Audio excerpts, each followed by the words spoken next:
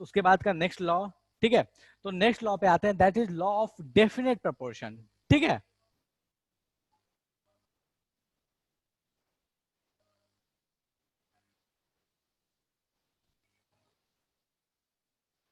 ठीक है, अब लॉ ऑफ डेफिनेट प्रोपोर्शन पे बात करते हैं कि लॉ ऑफ डेफिनेट प्रोपोर्शन क्या बोलता है, ठीक है। तो देखो लॉ ऑफ डेफिनेट प्रोपोर्शन क्या बोलता है, देखो लॉ ऑफ डेफिनेट प्रोपोर्शन कहता है कि किसी भी कंपाउंड में, कोई भी कंपाउंड हो, किसी भी कंपाउंड में जो एलिमेंट्स हैं, उन एलिमेंट्स का जो रेशियो ऑफ मास होगा वो हमेशा फिक्स होगा, चाहे आप उसको कैसे ही बना लो।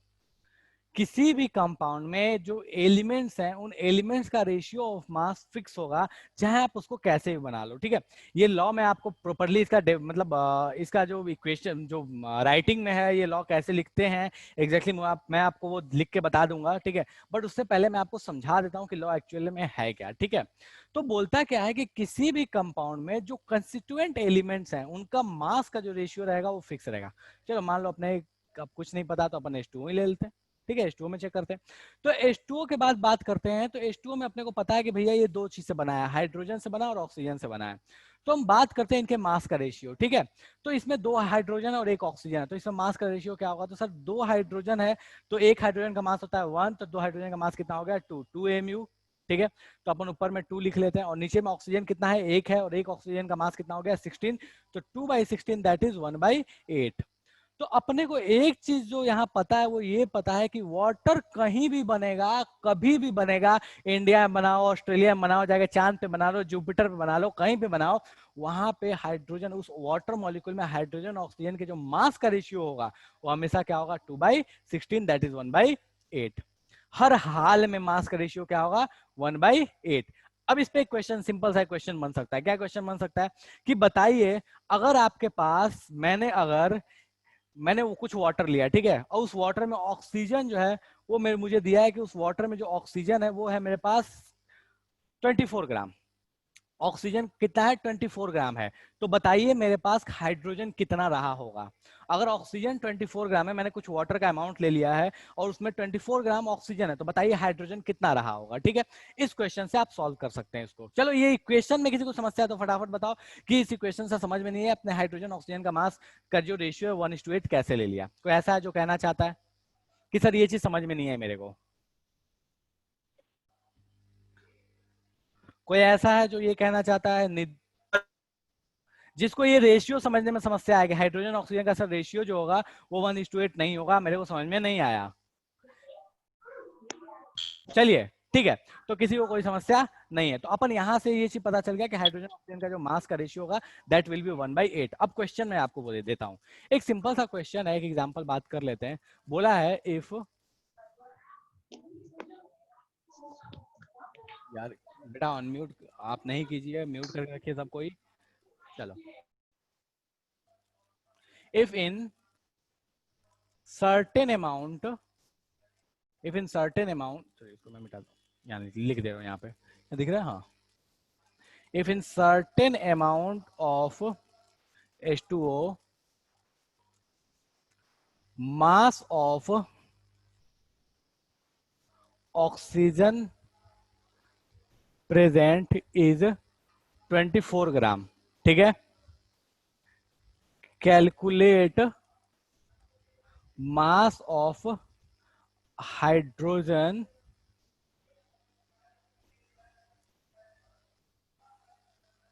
प्रेजेंट इन इट, ठीक है। क्वेश्चन क्या बोला है कि अगर आपको किसी सर्टेन अमाउंट ऑफ वाटर जो लिया उसमें 24 ग्राम अगर ऑक्सीजन है तो बताइए कि उसमें हाइड्रोजन कितना होगा, ठीक है। अब ये रेशियो अपने को पता है कि भाई साहब जब वाटर बनाते हैं तो वाटर के, हाँ ठीक है, कुछ लोगों ने आंसर दे दिया कि वाटर के केस में हाइड्रोजन ऑक्सीजन का रेशियो कितना होता है सर 1/8 होता है, ठीक है। ऑक्सीजन कितना है 24 है, रेशियो लगा लेते हैं अपन, ठीक है।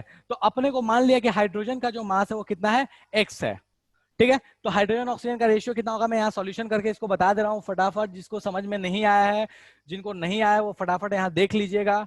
अपने को पता है कि H2O में हाइड्रोजन ऑक्सीजन का रेशियो जो होता है वो होता है 1:8, ठीक है। तो मैं लिख ले रहा हूँ हाइड्रोजन ऑक्सीजन का जो रेशियो ये है 1:8। अपने को हाइड्रोजन नहीं पता, मैंने मान लिया x और ऑक्सीजन मुझे दिया हुआ दैट इज 24, ठीक है, तो यहाँ से x की वैल्यू क्या चली आएगी, x जो है इस 24 को उठा के उधर पटक दो, लीनियर इक्वेशन लगा दो, तो 24/3 दैट इज 8 ग्राम। तो अपने पास यहाँ जो अगर मेरे पास सर्टेन अमाउंट ऑफ वाटर में अगर मेरे पास ऑक्सीजन 24 ग्राम था, तो उसमें हाइड्रोजन कितना हो जाएगा, सॉरी मैंने क्या लिख दिया यार 3 ग्राम, माय बैड। ठीक है 8, ये 8 होगा ना यहाँ पे, हाँ ये 8 फाइन, तो ये कितना हो जाएगा 3 ग्राम फाइन। तो मेरे पास उसमें कितना हाइड्रोजन का मास आ जाएगा, दैट विल बी 3 ग्राम। तो ये एक एप्लीकेशन आ गया जिससे हम बता पाते हैं कि भाई साहब अपने पास अगर कोई एक एलिमेंट का मास दे दिया किसी एक कंपोनेंट में, तो दूसरा हम फटाफट कैलकुलेट कर सकते हैं। इसमें किसी को समस्या है तो फटाफट बताओ कि सर जादू हो गया, खोपड़े में नहीं गया, जल्दी बोलो।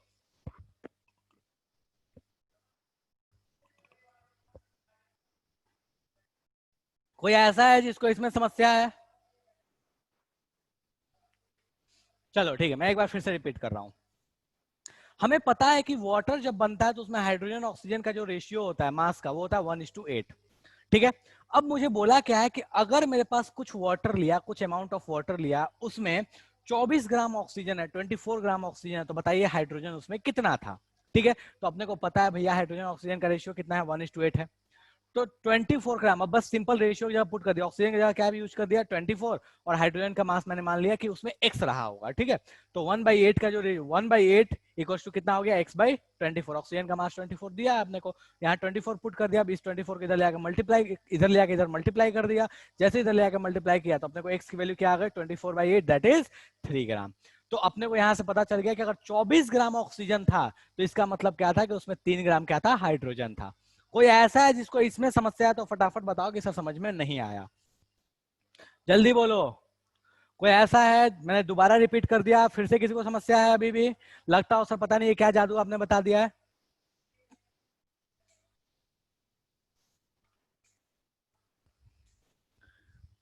कोई ऐसा है जिसको इसमें जादू लग रहा हो कि सर जादू है, समझ में नहीं आया? चलो ठीक है, ओके। अब इस क्वेश्चन में एक और भी चीज पूछ सकता था, वो क्या पूछता, बताइए सर्टेन अमाउंट ऑफ वाटर आपने कितना लिया था। वो भी बता सकते हो, कैसे पता आपने को कि भाई साहब ऑक्सीजन मेरे पास है 24 ग्राम, हाइड्रोजन मेरे पास है 3 ग्राम, तो मैंने टोटल वाटर, वाटर क्या है हाइड्रोजन, यही यही तो कंपोनेंट है, तो वाटर मेरे पास कितना रहा होगा, 24+3, यही रहा होगा ना अपने पास। ठीक है, काम खत्म। तो मेरे पास वाटर कितना रहा होगा, 3 ग्राम। चलेगा, कोई ऐसा है जिसको लगता है ये जादू हो गया तो फटाफट बताओ कि सर जादू हो गया, खोपड़े में नहीं गया। तो वाटर कितना लिया था, 27 ग्राम, ऑक्सीजन कितना है उसमें 24 ग्राम, हाइड्रोजन कितना है 3 ग्राम। ये क्लियर है? कोई ऐसा है जो बोलना चाहता है सर मेरे भेजे में नहीं गया? हाँ जी, कोई ऐसा है जो कहना चाहता है सर खोपड़े में नहीं गया अपने को?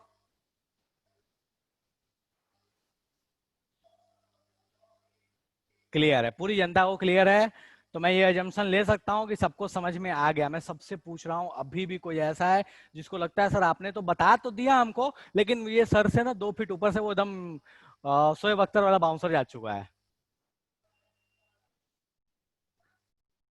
वाटर की क्वांटिटी कितनी होगी, बताया बेटा, वाटर की क्वांटिटी कितनी होगी, हाइड्रोजन और ऑक्सीजन के मास को जोड़ दो। वाटर किससे बना है, हाइड्रोजन ऑक्सीजन से बना था ना, तो 3 ग्राम आपके पास हाइड्रोजन था, 24 ग्राम ऑक्सीजन था, 3 + 24 दैट इज 27 ग्राम आपके पास वाटर था। खेल खत्म हो गया। चलेगा? चलेगा। मैथमेटिकली कैसे बता सकते हो, एक तो ऐसे बता सकते हो दोनों को ऐड करके, दूसरा तरीका भी देखो क्या है, मैथमेटिकली तुम चाहो तो वहां से वाटर कैसे बताओगे, देखो वहां से वाटर बताने का तरीका, मैं इसको एक बार रब कर रहा हूं। ठीक है, पहले तो दोनों को ऐड कर दिया, वहां भी चाहो तो तुम डेफिनेट प्रोपोर्शन लगा सकते हो। कैसे लगाओगे डेफिनेट प्रोपोर्शन, सर H2O भाई साहब जो है, तो H2O भाई साहब में हाइड्रोजन का मास कितना है, तो सर 2 है, रेशियो में बात कर रहा हूँ, 2 हाइड्रोजन तो मास 2 हो गया। ऑक्सीजन भाई साहब कितने हो गए, तो सर एक ऑक्सीजन है तो 16 हो गया। अच्छा, 2 हाइड्रोजन तो 2 ऑक्सीजन तो 16, तो H2O पूरा कितना बन रहा है, तो सर इसमें H2O 18 बन रहा है। खेल खत्म। अब किसी का रेशियो ले लो, तो मैं चाहता तो ऑक्सीजन वर्सेस H2O का भी रेशियो ले सकता था। ऑक्सीजन मेरे पास कितना है, रेशियो कितना आएगा यहाँ से, तो सर ऑक्सीजन है 16 तो वाटर कितना है 18। ऑक्सीजन मेरे को दिया है 24, मैंने वाटर मान लिया y, यहाँ से y की वैल्यू निकालो, ये कितना आ जाएगा 27। हाँ जी, तो ये क्लियर है, ये वाटर देखो मैं चाहता तो स्पेसिफिक कंपोनेंट के मास का रेशियो लेता, मैं चाहता तो पूरे कंपाउंड का रेशियो लेता। जैसा क्वेश्चन उसके हिसाब से अपन ये काम कर लेंगे। किसी को इसमें समस्या है, ये मैथमेटिकली कैसे लिखा, ये क्वेश्चन कैसे सॉल्व किया, फटाफट बताओ कि सर समझ में नहीं आया, जल्दी बोलो। नहीं मेरे को कोई जल्दी नहीं है, ये मैं समझ रहा, सर को कोई जल्दी है इसलिए सर बोल रहे हैं जल्दी बोलो, नहीं आराम से देख लो, और कोई समस्या है तो फटाफट बताओ कि सर समझ में नहीं आया।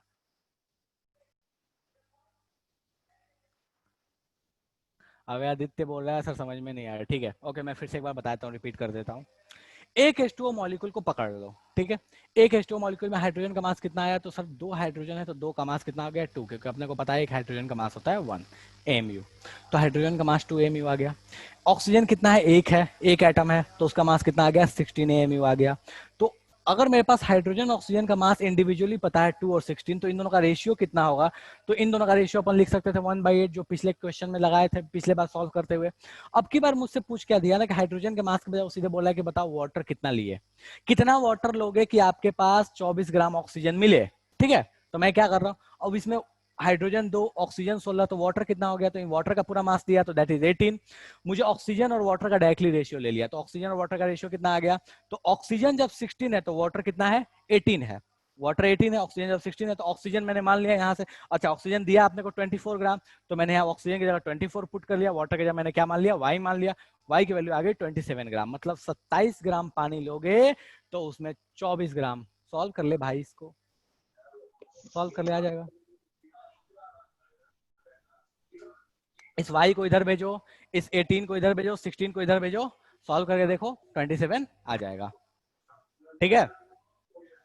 हाँ जी, कोई समस्या है किसी को अभी भी, लगता हो सर पता नहीं नो बॉल बाउंसर हो चुका है, समझ में नहीं आया, चलिए ठीक है। तो मैं इसी पैटर्न पे एक क्वेश्चन दे रहा हूं, एकदम सेम पैटर्न पे क्वेश्चन दे रहा हूं बेटा, आप लोग सॉल्व कीजिए फटाफट, ठीक है। मैं इसको रब कर रहा हूं और एक सेम पैटर्न पे क्वेश्चन दे रहा हूं, इसका जो लॉ है वो मैं आपको लिखा दूंगा, पहले क्वेश्चन कर लीजिए, ठीक है।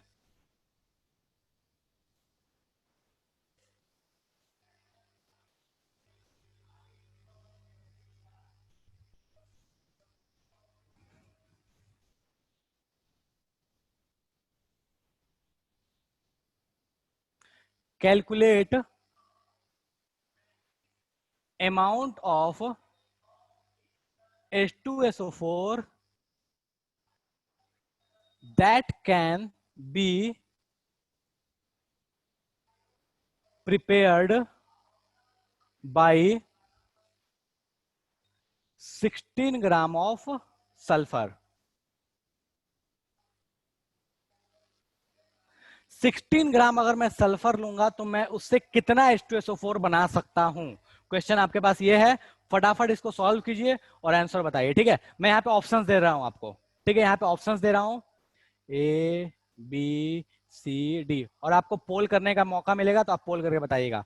ऑप्शन फर्स्ट है 32 ग्राम, ऑप्शन सेकंड है 16 ग्राम, थर्ड है 98 ग्राम, फोर्थ है 49 ग्राम, ठीक है। 4 ऑप्शंस आपको दिए हैं, 32 ग्राम, 16 ग्राम, 98 ग्राम एंड 49 ग्राम, ये 4 ऑप्शंस आपको दिए हुए। मैं पोल कर दे रहा हूं, फटाफट बताइए इसका आंसर क्या होगा।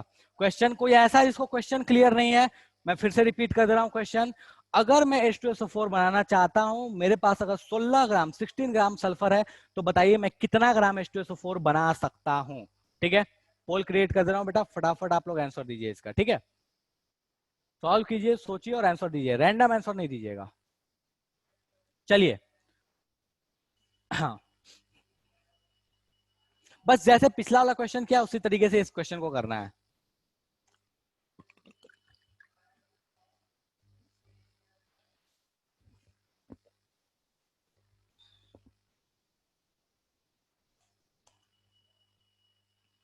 अभी तक बस 3 लोगों ने आंसर दिया है, आपके पास टाइम पूरा है, आराम से करो, कोई जल्दी नहीं है, पूरा सोचो और करो, जैसे पिछला क्वेश्चन किया था बिल्कुल वैसे ही सॉल्व करना है इसको।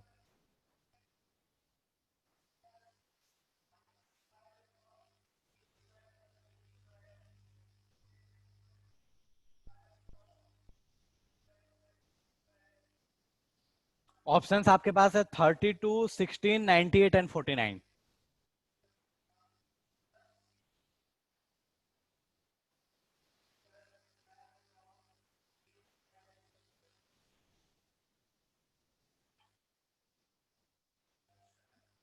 हाँ जी। यार सर, ऐसे क्वेश्चन तो हम चुटकियों में कर लेते हैं, क्या आप ऐसे क्वेश्चन पूछ रहे हो? सर ये तो 9th क्लास में अपन क्या करते थे, ये 9th क्लास का सर क्वेश्चन है। इसमें तो अपन बिना पेन पेपर उठाए कर सकते हैं।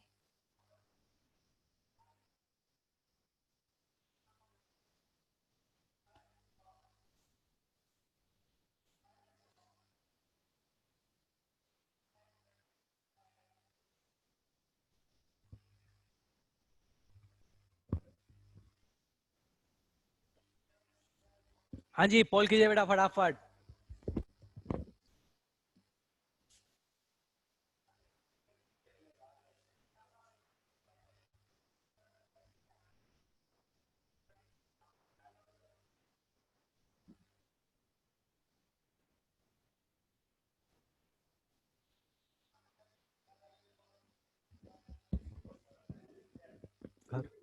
सर 49 ग्राम। ठीक है, देखते हैं अपन कितना आ रहा है। 14। 49 ग्राम। ठीक है, आपके पास पोल है बेटा, आप पोल कीजिए। आप आंसर, जिन लोगों का भी आंसर आ गया बेटा, पोल कीजिए फटाफट। ठीक है।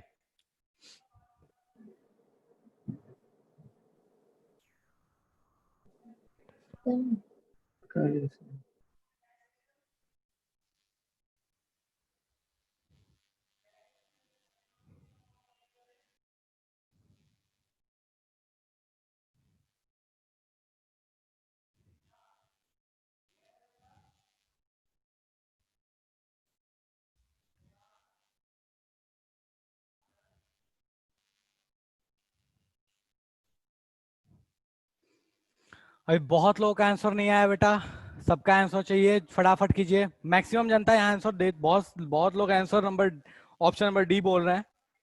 आई डोंट नो क्या है नहीं है, वो बाद में बात करेंगे अपन। बहुत सारी जनता ऑप्शन नंबर डी दे चुकी है, कुछ जनता ऑप्शन नंबर सी भी दे चुकी है।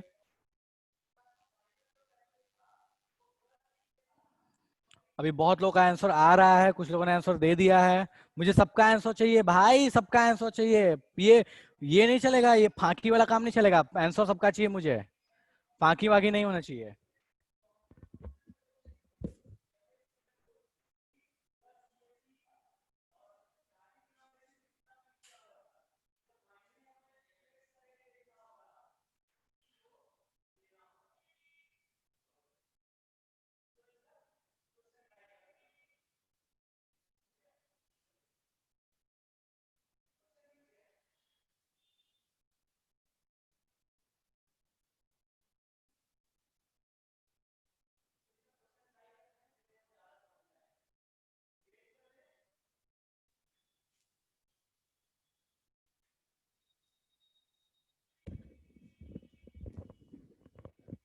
चलो ठीक है, तो बहुत लोगों ने आंसर दे दिया है, अपन बात करते हैं। 4 मिनट्स हो चुके हैं, चलिए ठीक है।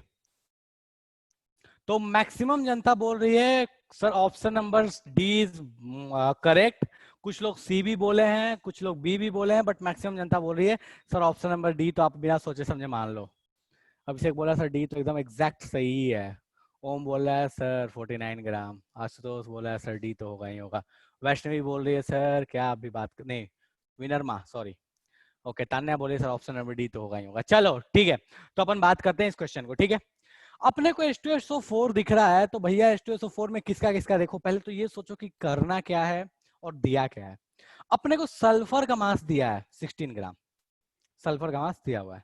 और पूछा किसका है, अपने से पूछा है कि भैया H2SO4 कितना बनेगा, मतलब अपने रेशियो किसका ले ले।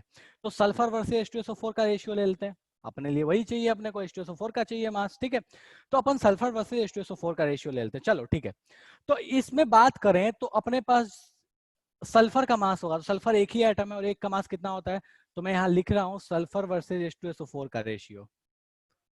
ठीक है, डायरेक्टली मैं सल्फर वर्सेस H2SO4 ले रहा हूँ। ठीक है, तो सल्फर अपने को कितना होगा इसमें 32, क्योंकि एक सल्फर का मास कितना होता है सर 32 होता है। और H2SO4 का पूरे का मास अगर आप कैलकुलेट करके देखिएगा तो 1 into two, 2 plus 32 plus 16 into 4, इन सबको सम कीजिएगा तो ये 98 आ जाएगा। किसी को इसमें समस्या है तो देखो मैं यहाँ पे सॉल्व करके बता देता हूँ कि हाइड्रोजन का 2, सल्फर का 32 और ऑक्सीजन का जो हो गया वो हो गया 16 इंटू 4, 16 इंटू 4 तो दैट इज 64। तो 64, 32 और 2 जैसे ऐड कीजिएगा तो आपके पास कितना हो गया 98। तो अपने पास सल्फर वर्सेस H2SO4 के जो मास का रेशियो आ रहा है वो कितना आ रहा है 32 वर्सेस 98। अब यहाँ पे सॉल्व कर लेते हैं अपन, ठीक है। तो सल्फर वर्सेस H2SO4 ये कितना आ रहा है अपने को, तो सर 32 वर्सेस 98, ठीक है। ओके, सल्फर अपने को दिया कितना है 16, मुझे नहीं पता H2SO4 कितना बनेगा, मैंने मान लिया x, ठीक है। अब x ने तो बहुतों की जिंदगी तबाह की है, तो इस x को उधर भेज दो और इसको इधर कर दो, ठीक है।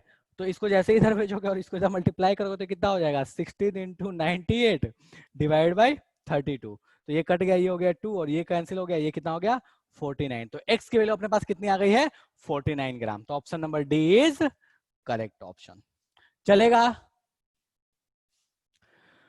कोई ऐसा है जिसको लगता है कि सर ये तो जादू हो गया, हमारे खोपड़े में नहीं गया, नोबल हो गया सर, ये पूरी कहानी सर नोबल हो गई हमारे? हाँ जी, कोई कहना चाहता है सर नोबल हो गया? कोई ऐसा है जिसको ये कहानी समझ में नहीं आई? कोई ऐसा? मैं वेट कर रहा हूं, कोई बोलो कि सर नहीं। चलो ठीक है, आर्यन बोला है सर, फिर से समझा दो एक बार। बिल्कुल समझाता हूं मैं। H2SO4 में H2SO4 का पहले मास निकालो कि H2SO4 का मास कितना आ रहा है। तो सर अपने पास H2SO4 का कौन सा मास, मॉलिक्यूलर मास, ना कोई बोलेगा सर यहाँ तो मास ही उसी का बोला था कैलकुलेट करने के लिए, कोई नहीं, कौन सा मॉलिक्यूलर मास। कैसे निकालते हैं, सारे के कंस्टिट्यूएंट एलिमेंट्स के एटम का मास का सम कर देते हैं, ठीक है। तो हाइड्रोजन कितना है 2, एक हाइड्रोजन का मास कितना था 1, तो कितना हो गया 2। सल्फर कितना हो गया 32, एक सल्फर एटम है। और ऑक्सीजन कितना हो गया, तो सर 4 ऑक्सीजन एटम है और एक ऑक्सीजन का मास होता है 16, तो 16 इंटू 4 दैट इज 64। तो इस पूरे का मास कितना आ गया 64 प्लस 32 प्लस 2, तो H2SO4 का मास कितना आ गया, मॉलिक्यूल का मास कितना आ गया सर 98 आ गया। तो मैंने H2SO4 के मॉलिक्यूल का मास ले लिया दैट इज 98, ठीक है। अब बात करते हैं सल्फर का इंडिविजुअल मास इसमें कितना है। तो सल्फर एक ही एटम और एक मास, एटम का मास कितना है 32, तो ये हो गया 32। तो सल्फर वर्सेस H2SO4 का जो मास आया इस कंपाउंड में, वो कंपाउंड में कितना आ गया सर, सल्फर वर्सेस H2SO4 का मास आ गया 32 वर्सेस 98, ठीक है। तो मुझे पता चल गया सल्फर और H2SO4 का मास का रेशियो है 32 वर्सेस 98, 32:98, ठीक है, ऐसे बोल लो। ओके, अब अपने को दिया क्या है कि सल्फर का मास दिया है 16, तो मैंने इसके जगह सामने में सल्फर की जगह मास रख दिया 16 और मुझे H2SO4 का नहीं पता, मैंने मान लिया x और यहाँ से x की वैल्यू निकल गई, इस x को उधर भेजा, इस 98 को इधर भेजा, 32 को नीचे में डिवाइड मार दिया। जैसे इसको डिवाइड करके इसको सॉल्व किया तो x बराबर कितना आ गया 16 इंटू 98/32। जैसे इसको यहाँ पे 16 इंटू 2 किया 32 2 2 हो गया, 2 टाइम्स कैंसिल हो गया, 2 से 98 कैंसिल हो गया, दैट विल बी 49। तो अपने पास x की वैल्यू कितनी आ गई 49 और x क्या था H2SO4 का मास। तो अपने पास option number D is the correct option. चलेगा? चलेगा आर्यन? चलो, आर्यन बोला सर क्लियर है, ठीक है। तो सबकी समस्या का निदान हो चुका है। कोई ऐसा है जिसको लगता है डाउट है? नहीं, कोई नहीं है, तो अपन इसको मिटाते हैं। और बेटा जो भी मैं आपको क्वेश्चंस करा रहा हूं उसका आप स्क्रीनशॉट या अगर आप साथ में लिख रहे हैं तो द बेस्ट है आप लिखते हुए चलें, ठीक है। क्योंकि देखो जब तुम लिखते हो ना तो चीजें दिमाग में अच्छे से जाती हैं। जब तुम ये डिपेंडेंट हो जाते हो ना कि लिखा लिखा मिल जाए, यार लिखा लिखा तो बुक्स में भी होता है, ठीक है।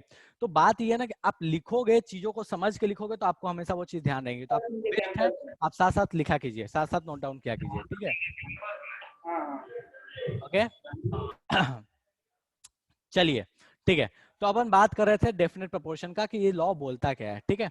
तो मैं इस लॉ के बारे में बात कर लूं, सिंपल सा मैं एक लाइन में बता दे रहा हूं, ऐसे इसका बहुत लंबा चौड़ा आप लिख सकते हो, बट एक लाइन में mass of constituent elements in given compound will be in fixed ratio, ठीक है। जो भी मास होगा किसी भी कंपाउंड में उसके कंस्टिट्यूएंट एलिमेंट्स का, किसी भी कंपाउंड में उसके कंस्टिट्यूएंट एलिमेंट्स का जो मास होगा किसी भी कंपाउंड में वो हमेशा क्या रहेगा फिक्स रेशियो में रहेगा। जैसे वाटर में क्या था 1:8 था हाइड्रोजन वर्सेस ऑक्सीजन का। तुम चाहे पानी कहीं बना लो, यहाँ बनाओ, ऑस्ट्रेलिया में बनाओ, इंग्लैंड जाके बनाओ, मून पे जाके, जुपिटर पे जाके, सैटर्न पे जाके, कहीं बनाना है बना लो, ठीक है, वहां पे हाइड्रोजन ऑक्सीजन का मास का रेशियो हमेशा A1:8 ही रहेगा, ये शाश्वत सत्य है। चलेगा, यही बोलता है अपने पास लॉ ऑफ डेफिनेट प्रोपोर्शन। ठीक है, डन है। यहां तक किसी को समस्या है तो फटाफट बताओ। और इन्हीं दोनों का यूज करके आपके आगे में एक टर्म आएगा जिसको बोलते हैं स्टोसियोमेट्री। तो डेफिनेट प्रोपोर्शन और जो पिछला पढ़ा आपने law of conservation of mass, ये दोनों ही एक साथ आएंगे और आपके पास बन जाएगा स्टोसियोमेट्री। ठीक है, अब उसमें जब आएंगे तब बात करेंगे। यहां तक में किसी को कोई समस्या नहीं है। नेक्स्ट पे आता हूं मैं। ठीक है, नेक्स्ट है अपने पास लॉ ऑफ मल्टीपल प्रोपोर्शन। ठीक है, तो भैया लॉ ऑफ मल्टीपल प्रोपोर्शन का, अच्छा ये सेकंड था ना, सॉरी मैं नंबर गलती दे दिया था, थर्ड तो सेकंड था। ठीक है, थर्ड पे आते हैं, दैट इज मल्टीपल प्रोपोर्शन। ठीक है, मल्टीपल प्रोपोर्शन क्या बोलता है? देखो ये लॉ बड़ा इंटरेस्टिंग है। ठीक है, पहले समझो इस लॉ को बोलता क्या है, पहले समझा देता हूं। ठीक है, ये लॉ कहता क्या है, बोल के समझाता हूं, लिखूंगा बाद में, पहले समझ लो। कहता है कि अगर आपके पास दो एलिमेंट्स कंबाइन होके एक से अधिक टाइप के प्रोडक्ट देते हैं, मतलब जरूरी नहीं है कि एक ही टाइप का प्रोडक्ट दे, जैसे हाइड्रोजन ऑक्सीजन कंबाइन होकर वाटर भी देता है और हाइड्रोजन पेरोक्साइड भी देता है। तो अगर दो एलिमेंट कंबाइन होकर दो एक से अधिक टाइप के प्रोडक्ट देते हैं, तो अगर आपने उसमें किसी एक के मास को फिक्स रखा है, किसी एक के मास को अगर आपने फिक्स रखा है, तो जो दूसरा वाला होगा उसका जो मास का रेशियो होगा वो भी एक सिंपलेस्ट फॉर्म में ही आएगा। अब सुन के तो कुछ भेजे में नहीं गया कि सर ये कहना क्या चाहता है। ठीक है, तो मैं इसको एक एग्जांपल के साथ आपको समझाता हूं, फिर मैं इसका लॉ लिख दूंगा। ठीक है, तो हाइड्रोजन भाई साहब और ऑक्सीजन भाई साहब, ये दोनों मिलकर अपने को दो तरीके के कंपाउंड देते हैं। दो तरीके के कंपाउंड देते हैं, कौन कौन से कंपाउंड देते हैं? एक अपने पास कंपाउंड है H2O। ठीक है, तो एक कंपाउंड अपने पास है H2O और एक अपने पास कंपाउंड होता है H2O2। इसको बोलते हैं वाटर, इसको बोलते हैं हाइड्रोजन पेरोक्साइड। ठीक है, किसी ने हाइड्रोजन पेरोक्साइड अगर नहीं देखा है, नहीं सुना है, तो आप ऐसे समझ लो कि आप कभी कान के डॉक्टर के पास जाइएगा, ईएनटी वाले के पास जाइएगा, तो उनके पास देखिएगा ना, वो जब कान वान साफ करने के लिए जाते हैं या फिर कभी ऐसा भी होता है पेंट वेंट रिमूव करने के लिए भी इसका यूज करते हैं, तो वो एक व्हाइट कलर के बॉटल में रखे रहते हैं पेरोक्साइड, उसको नॉर्मली लोग पेरोक्साइड भी बोल देते हैं। तो वही peroxide that is hydrogen peroxide. तो हाइड्रोजन ऑक्सीजन से दो कंपाउंड बना, H2O और H2O2। ठीक है, तो बोलता क्या है कि इन दोनों में ना किसी एक के अमाउंट को फिक्स रखो आप, तो उसके फिक्स अमाउंट के साथ जो दूसरा वाला कंबाइन होगा ना, उस दूसरे वाले का जो मास का रेशियो होगा वो एक सिंपलेस्ट रेशियो होगा। बात करते हैं क्या है। ठीक है, इसमें हाइड्रोजन का मास कितना है? तो सर दो एटम हाइड्रोजन का, तो मास कितना हो गया? 2। तो ऑक्सीजन कितना है इसमें? सर 16 है। कोई ऐसा है जो बोलना चाहता है कि सर ये समझ में नहीं आया, हमारे नोबल बाउंसर यॉर्कर जा चुका है, पता नहीं क्या ये आपने जादू लिख दिया। कोई ऐसा जो कहना चाहता है कि सर H2O में हाइड्रोजन ऑक्सीजन का मास जो आपने लिखा है 2:16, 2 और 16 जो लिखा है वो हमारे खोपड़े में नहीं जा रहा है, हमारे खोपड़े से ऊपर जा रहा है, एकदम ब्रेटली का बाउंसर जा रहा है, आपकी बात शोएब अख्तर का नहीं जा रहा। हाँ जी, कोई ऐसा है जो कहना चाहता है कि सर ये समझ में नहीं आया? नहीं है कोई ऐसा, कोई जनता ऐसी नहीं है जो कहनी चाहती है कि सर हाइड्रोजन ऑक्सीजन का 2:16 नहीं होगा। ठीक है, तो बोला क्या कि अब इसमें क्या कहानी है कि इन दोनों में अपने पास दोनों हाइड्रोजन भी कॉमन है, ऑक्सीजन भी कॉमन है। ठीक है, अब यहाँ पे मैं बात करता हूँ, तो यहाँ पे मैं हाइड्रोजन का मास लिखूंगा तो क्या लिखूंगा? 2 ही लिखूंगा क्योंकि दो हाइड्रोजन है। लेकिन ऑक्सीजन जो हो जाएगा वो कितना हो जाएगा? 32 हो जाएगा। कैसे 32 होगा? 16 × 2, क्योंकि अपने को पता है यहाँ पे हाइड्रोजन कितने, यहाँ पे ऑक्सीजन के एटम कितने? दो हैं, तो 16 × 2 तो दैट इज 32। तो अपने पास मास ऑक्सीजन का आ गया 32 और हाइड्रोजन का 2, यहाँ पे मास हाइड्रोजन का 2 और ऑक्सीजन का 16। कोई ऐसा जो कहना चाहता है सर ये टेबल हमारे खोपड़े में नहीं गया? कोई ऐसा जो ये कहना चाहता है सर ये टेबल नहीं गया? सर ये अतुल तो नहीं, आरिफ बोल रहा है, सॉरी अल्ताफ बोल रहा है सर ये तो फुल टॉस था। वाह क्या बात है, चलो ठीक है। तो अब कहानी ऐसी है कि लॉ ऑफ मल्टीपल प्रोपोर्शन कहता क्या है कि किसी एक कंपोनेंट का मास आप सेम रखिए, किसी एक का मास सेम रखिए, जो दूसरे वाले का मास का रेशियो लीजिएगा तो वो एक सिंपलेस्ट रेशियो बनेगा। अब अपने को एक का मास सेम रखने का जरूरत नहीं है, क्यों? क्योंकि अपने को दिख रहा है कि हाइड्रोजन यहाँ भी दो है और हाइड्रोजन यहाँ भी दो है। तो अगर एक कंपोनेंट या एक एलिमेंट का मास दोनों जगह सेम है तो दूसरे एलिमेंट का जो मास का रेशियो होगा वो सिंपलेस्ट रेशियो होगा। तो इन दोनों में दूसरे एलिमेंट का मास का रेशियो ले लेते हैं। तो ऑक्सीजन इन H2O और ऑक्सीजन इन H2O2 इसका रेशियो लो। तो ऑक्सीजन इन H2O मैं यहां लिख दे रहा हूं और ऑक्सीजन इन H2O2, तो इसका जो रेशियो आएगा वो कितना आएगा? तो सर ये आ जाएगा अपने पास में, इधर कर दे रहा हूं कैमरा को, सर ये आ जाएगा 16/32। H2O में कितना था ऑक्सीजन? सर 16 था। H2O2 में कितना था ऑक्सीजन? सर 32 था। ये कैंसिल हो कितना हो गया? 1/2 आ गया। और ये क्या है? एक सिंपलेस्ट रेशियो है। ठीक है, तो यही कहता है आपके पास लॉ ऑफ मल्टीपल प्रोपोर्शन। देखो बिल्कुल फर्जीवाड़ा है यार, कुछ नहीं है, बेवकूफ बनाने का तरीका है। देखो क्या है, बोला कि अगर एक कंपोनेंट का मास बराबर रख दो तो जो दूसरे वाला बनने वाला, जो दूसरा वाला कंपोनेंट है ना, उसके मास का रेशियो लोगे तो एक सिंपलेस्ट रेशियो आएगा। तो दोनों में मास तो हाइड्रोजन का ऐसे ही दिख रहा है, बराबर बराबर है, दो दो ही है। तो ऑक्सीजन का रेशियो कितना आएगा? 6, इसमें जो ऑक्सीजन है वर्सेस इसमें जो ऑक्सीजन है, तो H2O में ऑक्सीजन वर्सेस H2O2 का ऑक्सीजन, 16/32 दैट इज 1/2।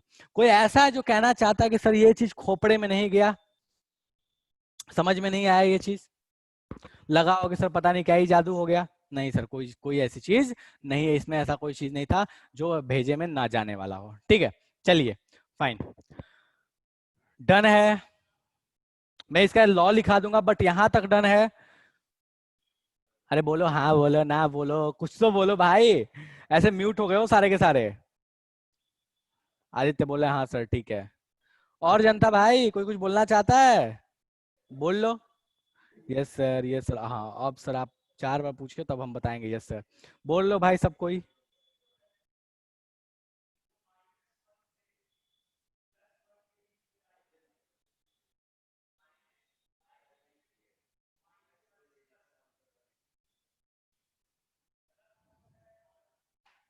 चलो ठीक है, तो मैं इसका लॉ लिख दे रहा हूँ। ओके इसको मिटा रहा हूँ और इसका लॉ लिख दे रहा हूँ, मैं यहीं पे लिख दे रहा हूँ, एग्जाम्पल ये रहेगा। ठीक है, when two elements, दिख रहा है ना? हाँ, combine to form more than one compound, then बेटा आपने ऑडियो ऑन रख, एक मिनट मैं बंद कर दूं। then for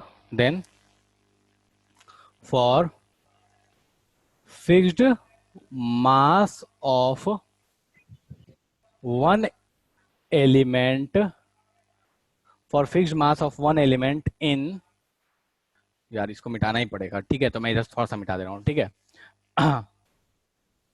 इसको नीचे लिख देंगे।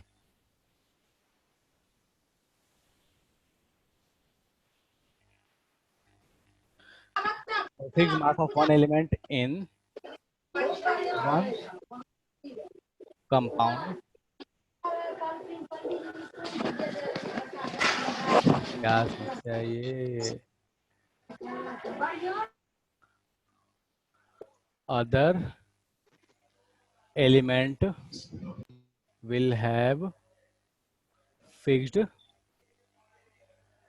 रेशियो। ठीक है, ये लैंग्वेज तुम अपने हिसाब से बदल बदल के भी लिख सकते हो। ठीक है other will have simplest ratio, sorry fix नहीं, simplest ratio, simplest ratio in both. ठीक है, मतलब क्या हुआ? वही चीज जो अभी आपको मैंने समझाया कि सर एक सॉल्व कीजिए ना इस लॉ पे। ठीक है, अभी एक सॉल्व करके बताया, मैं एक क्वेश्चन दूंगा, अभी एक सॉल्व करके मैं आपको बता दूंगा बेटा, बट ये चीज क्लियर है, चलेगा? चलो ठीक है, स्क्रीनशॉट ले लो। हाँ ले लो। मैं इसका चलो ठीक है अभी लिख लो। हो गया। चलो ठीक है, ओके, तो मैं इसको मिटा रहा हूं।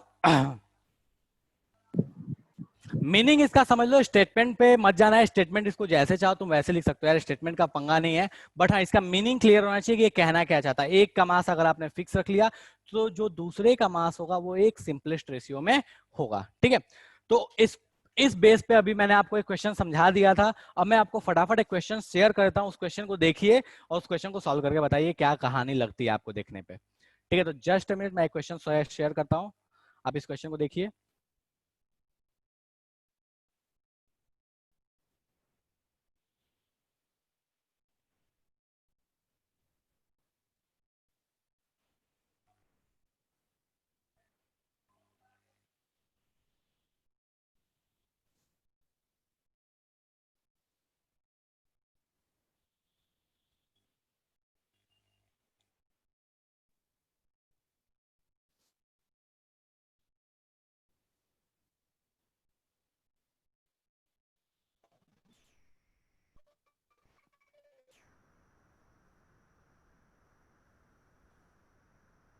एक मिनट बेटा, मैं शेयर कर रहा हूँ। हाँ हाँ,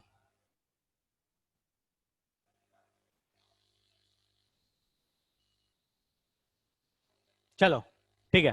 तो ये क्वेश्चन जो है, iron form two oxides in the first oxide 56 gram of iron is found to be combined with 16 gram of oxygen, and in second 112 gram of iron is found to combine with 48 gram of oxygen.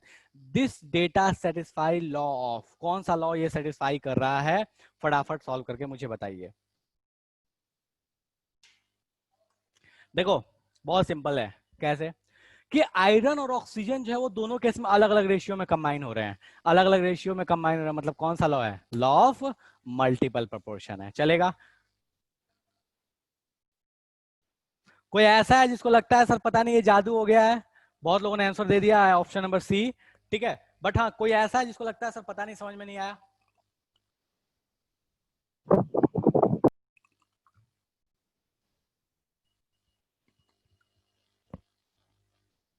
हो गया नहीं? ये कौन है?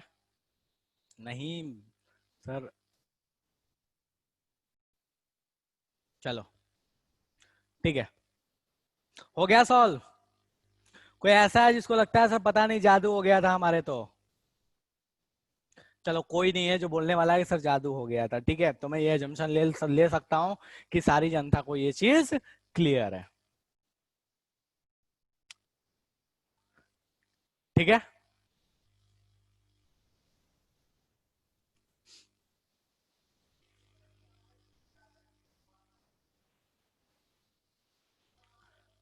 चलो okay. देखो भैया, iron और ऑक्सीजन का देखो मैं सॉल्व करके बता दे रहा हूँ इसको। पहले केस में एफी वर्सेस ऑक्सीजन, इनका रेशियो क्या है? तो सर इनका रेशियो है 56 वर्सेस कितना दिया? 16, ठीक है। पहले केस का रेशियो ये है, इसको अगर तुम सिंप्लीफाई करके भी लिख सकते हो, ठीक है, फर्स्ट केस में। सेकेंड केस में इसका जो रेशियो है वो कितना है? एफी वर्सेस ऑक्सीजन का रेशियो कितना है सर? तो अपने को दिख रहा है एफी वर्सेस ऑक्सीजन का रेशियो 112 वर्सेस कितना दिया? 48।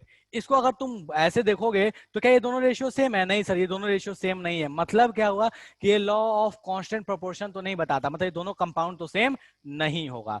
अगर सेम होता तो आयरन और ऑक्सीजन के मास का रेशियो क्या होना चाहिए था? सेम होना चाहिए था। लेकिन इसमें आयरन ऑक्सीजन का मास का रेशियो अलग है। इसको सॉल्व, अगर तुम इसको सिंप्लीफाई करके लिखना चाहते हो तो लिख लो 28/8, ठीक है। डिवाइड कर लो यार, चलो यहीं पे डिवाइड कर लेते हैं।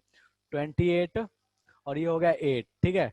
तो ये हो गया आपके पास 14 और ये कितना हो गया 4, ये कितना हो गया 7 और ये कितना हो गया 2। तो अपन इसको ऐसे लिख सकते हैं 7/2, ठीक है। ये रेशियो हो गया 7/2। ये रेशियो कितना आ रहा है? तो इसको सॉल्व कर लो। तो ये कितना हो गया सर 56 और ये कितना हो गया 24। फिर वही सेम कहानी आगे लेके चलते जाओ, ठीक है। तो ये कितना हो गया आपके पास 28 और ये कितना हो गया सर 12। फिर इसको आगे डिवाइड करो तो ये कितना आ जाएगा तुम्हारे पास? सॉल्व करके देखो, ये हो गया 14 और ये कितना हो गया 6, ठीक है। ये कितना हो गया 7, ये कितना हो गया 3। तो ये रेशियो कितना आ रहा है 7/3। तो यहाँ पे एफी और ऑक्सीजन का रेशियो 7/2, यहाँ पे एफी और ऑक्सीजन का रेशियो 7/3। मतलब क्या है कि दोनों केसेस में आयरन और ऑक्सीजन के मास का रेशियो जो है वो अलग अलग है, ठीक है। अगर मान लो मैं दोनों केसेस में एफी का मास मान लो 7 ले लेता, इसमें भी 7 ले लेता और इसमें भी 7 ले लेता, तो ऑक्सीजन का रेशियो क्या होता है? दोनों में, दोनों का रेशियो आता है 2:3। अगर दोनों में मैं सेम एफी का मास ले लूं, एफी का यहाँ भी 7 ले लूं और यहाँ पे भी 7 ले लूं, 7/2 आ रहा है तो अपन 7 ले सकते हैं। तो एफी का अगर दोनों केस में मैं 7/7 ले लूं तो ऑक्सीजन का जो मास का रेशियो आ रहा है वो कितना आ रहा है 2/3। तो हम यहाँ से कह सकते हैं कि ये वाला जो लॉ, ये वाला जो इक्वेशन है, ये कौन सा लॉ सेटिस्फाई कर रहा है? तो sir law of multiple proportion को सेटिस्फाई कर रहा है। यहां तक किसी को समस्या है तो फटाफट बताओ कि सर समस्या समझ में नहीं आया है, ऊपर से जा चुका है बिल्कुल, पता नहीं क्या ही आपने जादू बता दिया है। हाँ जी, चलो ठीक है, यहां तक तो किसी को समस्या नहीं है। Okay fine. चलो मैं ये हटाता हूं और जस्ट अ मिनट।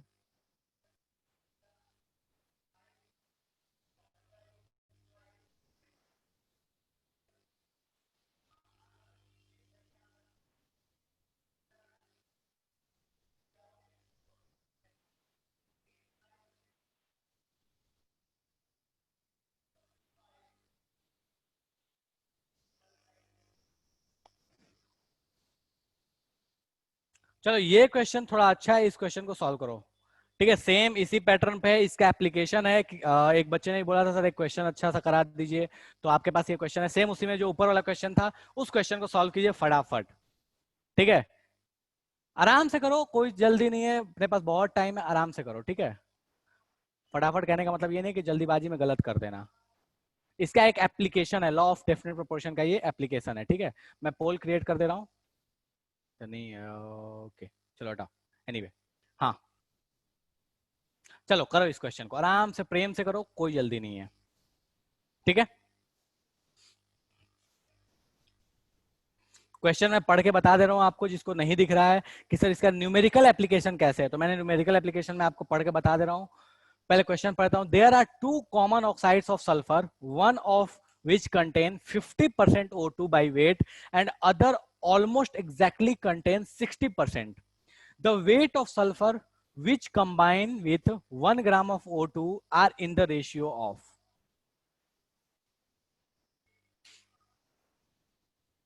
कीजिए अब आराम से इस क्वेश्चन को।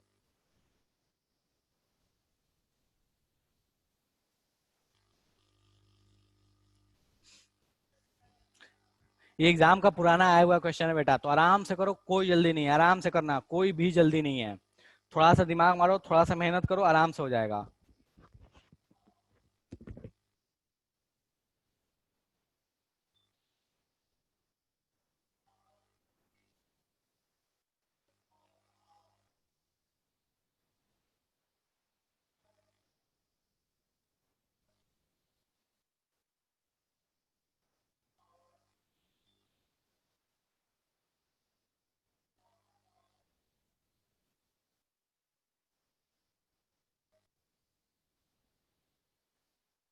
पूछ।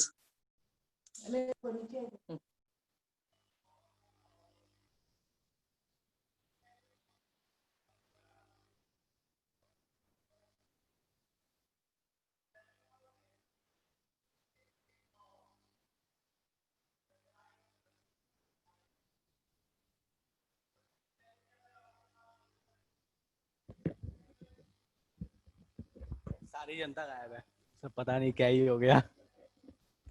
करो आराम से, सोचो क्या कर सकते हो इस क्वेश्चन में, सोचो आराम से कि क्या कर सकते हैं। देख के तो लगता है सर पता नहीं, आपने तो ऐसा कुछ बताया ही नहीं हमको तो।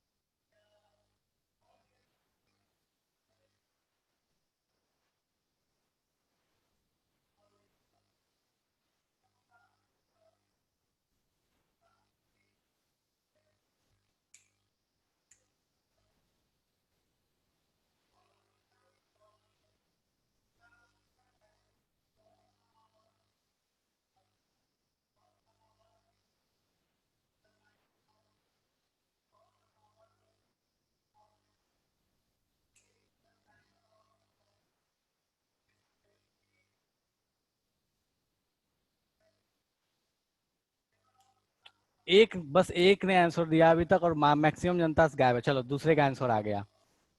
देखो ये क्वेश्चन सच में अच्छा है, सच में ये क्वेश्चन अच्छा है। ठीक है, एग्जाम का है वो पुराना क्वेश्चन, ये सच में क्वेश्चन अच्छा है, आराम से करोगे तो हो जाएगा। ओके ठीक है, बहुत लोगों ने आंसर दे दिया। संजना बोल रही है सर 3:2, आदित्य बोल रहा है ऑप्शन नंबर डी, गौरव बोल रहा है ऑप्शन नंबर डी। आराम से सोचोगे तो क्वेश्चन हो जाएगा, जल्दी में करोगे, थोड़ा सा मेहनत करो, जो अभी बताया था उसका उसको अप्लाई करो, एकदम आसानी से हो जाएगा। तान्या बोल रही है ऑप्शन नंबर डी, आदित्य बोल रहा है ऑप्शन नंबर नहीं 3:2।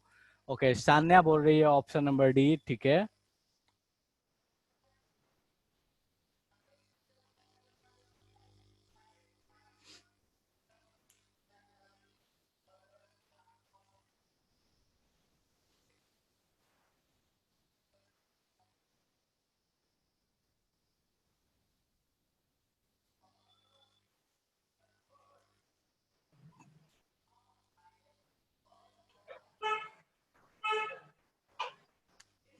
यार मुझे म्यूट करना पड़ेगा।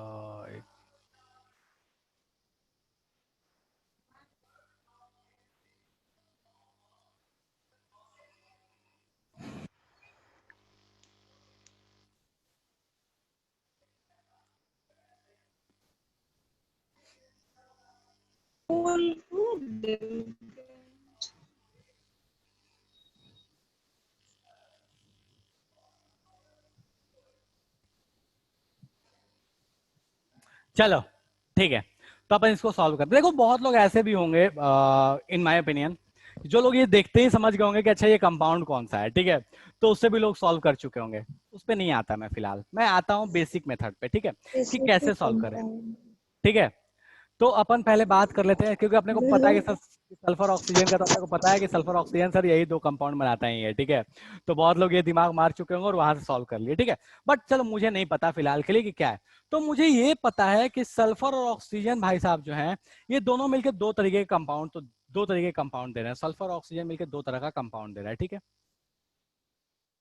तो दो केसेस अपन यहाँ पे बना लेते हैं। एक केस ऐसा है जिसमें सल्फर और ऑक्सीजन के मास का जो रेशियो है वो, अब मास का रेशियो अपने को नहीं दिया, लेकिन देखो क्या दिया है। बोलता क्या है कि there are two common oxides of sulphur, one of which contain 50% oxygen. तो बेटा 50% ऑक्सीजन है, तो 50% कौन है? सल्फर है। दो ही तो है ना, तो 50% ऑक्सीजन 50% सल्फर। तो ऑक्साइड नंबर 1 जो है, और ये 2 मान लिया, तो सल्फर का जो पहला कंपाउंड है उसमें 50% ऑक्सीजन है, 50% सल्फर है।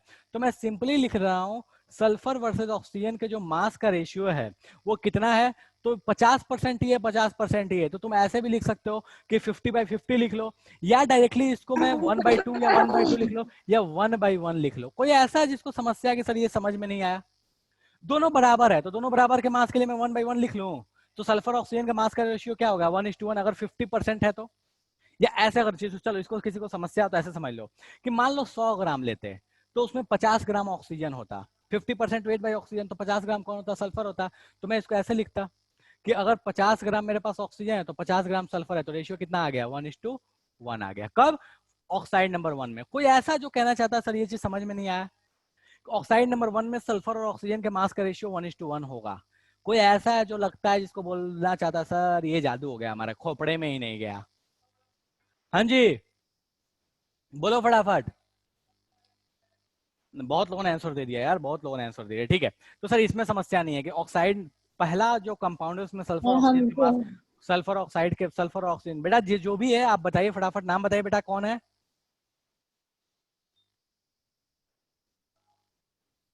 मैं फिर से बोल रहा हूं, चलो ठीक है, मैं फिर से एक्सप्लेन कर दे रहा हूं। सल्फर ऑक्सीजन के मास का रेशियो कैसे निकालें? तो पहले कंपाउंड में बोला कि 50% ऑक्सीजन है। अच्छा, O2 और O को लेके कंफ्यूज मत होना, मास के बारे में बात करें तो O2 बोले O बोले उससे फर्क नहीं पड़ना, ठीक है। चलो, तो सल्फर और ऑक्सीजन के जो मास का रेशियो है वो कैसे निकालें? तो अगर 50% ऑक्सीजन है तो ऑब्वियस है 50% कौन रहा होगा? सल्फर। तो अगर मान लो मेरे पास वो कंपाउंड 100 ग्राम होता, तो उसमें 50 ग्राम कौन होता? ऑक्सीजन, और 50 ग्राम कौन होता? सल्फर। तो दोनों का मास का रेशियो क्या हो गया? 50/50, दैट इज 1/1। सेकंड वाले में बात करते हैं कि सल्फर और ऑक्सीजन के मास का रेशियो क्या होगा।